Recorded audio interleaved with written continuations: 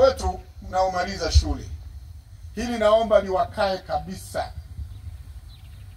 Uwe mwana sayansi, uwe mwana sanaa, maana yake masomo ya sanaa, usisome kwa lengo la kwamba nikihitimu nikaajiriwe. Utakuwa umepotea na umepoteza kabisa dira ya vema. Dira ya vema huwa haimfundishi mwanafunzi anayekwenda kutafuta kuajiriwa. Dira ya vema ni kumwandaa mwanafunzi akitoka akatengeneze ajira, aajiri na wengine.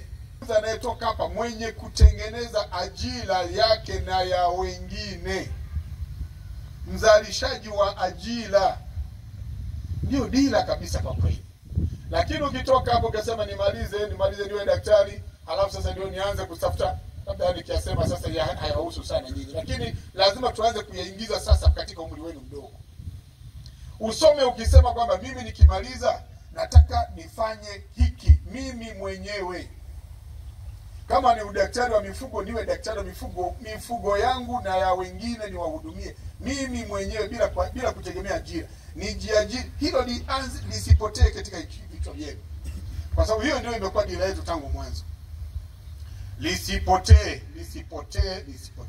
Nyinyi msisome kwa lengo kwamba nataka niwe, ukisema nataka niwe mwalimu mwenye kutengeneza fursa ya kufundisha na kuajiri wengine waje wafundishe katika taasisi ambayo wewe utaianzisha. Hiyo ndio dira yetu, ndugu zangu, watoto wanafunzi wa vema leo mnaohitimu. Nendeni mnalo hilo. Hatusemi mpaka mwe wakubwa ndio tuwaingizie. Tunaanza kuwaingizia sasa hivi. Ndio maana mmekuwa mkilelewa hapa mkifundishwa miradi mbalimbali, kazi mbalimbali za mikono, na zikitiliwa mkazo kabisa. Lengo ni kukufanya wewe hicho kitu ukimiliki kiwe sehemu ya urithi wako, uende nacho. Kwa wale ambao tunabaki, maana yake wafanya kazi pamoja na jamii nzima inayozunguka vema,